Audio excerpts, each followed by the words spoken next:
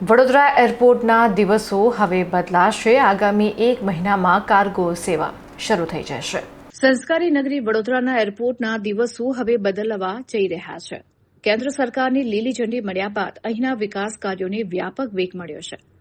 વડોદરાના સાંસદ ડોક્ટર હેમાંગ જોશીએ તાજેતરમાં જ એક ઉચ્ચ સ્તરીય બેઠક યોજીને એરપોર્ટના આધુનિકીકરણ અને નવી સેવાઓ શરૂ કરવા અંગે વિસ્તૃત ચર્ચા કરી હતી।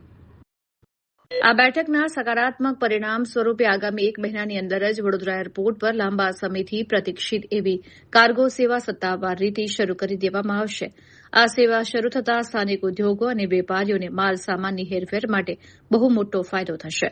તેની સાથે જ વડોદરાથી આંતરરાષ્ટ્રીય ઉડાન શરૂ કરવા માટેની કવાયત પણ તેજ કરી દેવામાં આવી છે।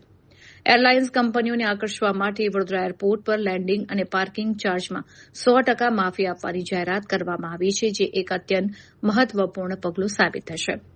વધુમાં મુસાફરોની સુવિધાને ધ્યાનમાં રાખીને વડોદરાથી અગાઉ બંધ થઈ ગયેલી ચેન્નાઈ અને ગોવાની ફ્લાઇટ્સને ફરીથી તાકીદે શરૂ કરવા માટે વિવિધ એરલાઇન્સ કંપનીઓને સૂચના આપી દેવામાં આવી છે। આ તમામ નિર્ણયોને કારણે વડોદરા એરપોર્ટ આગામી દિવસોમાં એર કનેક્ટિવિટીનું એક મોટું હબ બનવા તરફ અગ્રેસર છે। આજે એ બાબતે અમે ખૂબ ગહન ચર્ચા કરી છે અને એરલાઇન્સ દ્વારા પણ એ બાબતનું આશ્વાસન આપવામાં આવ્યું છે કે નેક્સ્ટ શેડ્યુલમાં ઇમિડિયેટલી આ ચેન્નઈ અને ગોવાની ફ્લાઇટ તો રિસ્ટોર થશે જ, પરંતુ એના કરતાં પણ વધારે બીજા સિટીઝને પણ આ ફ્લાઇટ્સનું આપણને અલોટમેન્ટ મળે એ માટેનું પણ પ્રયત્ન છે। ના, આમાં મેં આપને કહ્યું એ પ્રમાણે કે એર ઇન્ડિયા હોય, એર ઇન્ડિયા એક્સપ્રેસ હોય, ઇન્ડિગો હોય, તમામ લોકોને છેલ્લે તો એરક્રાફ્ટ અલોકેશન બધા માટે એક કાગડોળે રાહ જોઈ રહ્યા હતા અને બધાને એવું એસ્ટિમેટેડ હતું કે 1 વર્ષની અંદર નવા એરક્રાફ્ટ આપણી પાસે આવી જશે। પરંતુ દેશની અંદર જે પ્રકારે માનનીય વડાપ્રધાનશ્રીના નેતૃત્વમાં એરપોર્ટ્સ પણ વધી રહ્યા છે, નવા એરપોર્ટ્સ પણ બની રહ્યા છે અને એને જ્યારે એરક્રાફ્ટ અલોટમેન્ટ કરવાના હોય અને હજુ નવા એરક્રાફ્ટ આવ્યા ના હોય એના કારણોસર એમના શેડ્યુલમાં ઘણીવાર ફેરફાર થતો હોય છે। એ પ્રકારના ડેટા 2 લોકો પાસે હોઈ શકે। એક તો એરલાઇન્સ પાસે હોઈ શકે અને બીજું ઇમિગ્રેશન પાસે હોઈ શકે।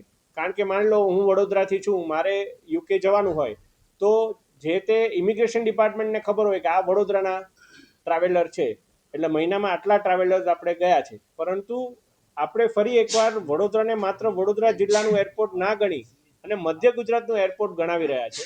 ઉપર જે રજૂઆત કરી છે આપને એ પણ હું જણાવવા માંગીશ કે જે છેલ્લી વખતે માનનીય ઉડ્ડયન મંત્રીને અમે જ્યારે મળ્યા ત્યારે એક સાથે 6 જિલ્લાના સાંસદોએ પત્ર લખ્યો છે।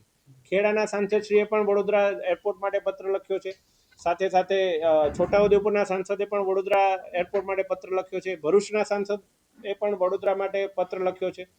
આ રીતે 6 સાંસદોએ મારા સિવાય આ બાબતે પત્ર લખીને કહ્યું છે કે વડોદરા એરપોર્ટને વધારેમાં વધારે વહેલી તકે ઇન્ટરનેશનલ ફ્લાઇટ્સ મળવી જોઈએ। એક ખાસ તો અહીંયા પાર્કિંગનો એક મેજર પ્રોબ્લેમ છે, ખાસ તો રિક્ષાને હજી એન્ટ્રી નથી આપતી, તો એના બાબતે કોઈ છે કે પ્લાનિંગ? રિક્ષાને લઈને જે પોલિસી બનાવવામાં આવી છે એ તમામ એસોસિએશન અને બધાને ધ્યાનમાં રાખીને અને અંદર કોઈ પ્રકારની અસુવિધા ના થાય એ માટે થઈને જ આ પોલિસી બનાવવામાં આવી છે। પાર્કિંગનો જે ઇસ્યુ છે એને લઈને આજે વીએમસી અને પોલીસ વિભાગ સાથે અમે સંકલન કરી અને એને વધારેમાં વધારે કેટલી રાહત મળી શકે એ માટેના પ્રયત્નો કર્યા છે।